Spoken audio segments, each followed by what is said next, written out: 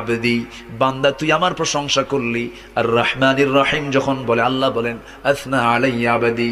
মালিক ইয়াউমিদ্দিন যখন বলে আল্লাহ বলেন মাজ্জাদানি আবদি।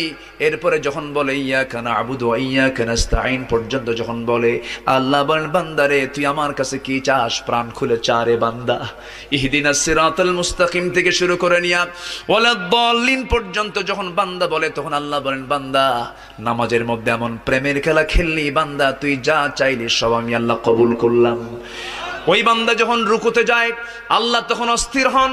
ওই বান্দা যখন সিজদায় যাওয়ার জন্য প্রস্তুতি নাই সমস্ত ফেরেশতাকে ডাক দিয়ে বলেন ও ফেরেশতারা, এই বান্দাগুলো আমাকে দেখলো না, রাসূলকে দেখলো না, কোরআনকে দেখে হাদিসকে বিশ্বাস করে আমাকে খুশি করার জন্য তার সবচেয়ে সম্মানজনক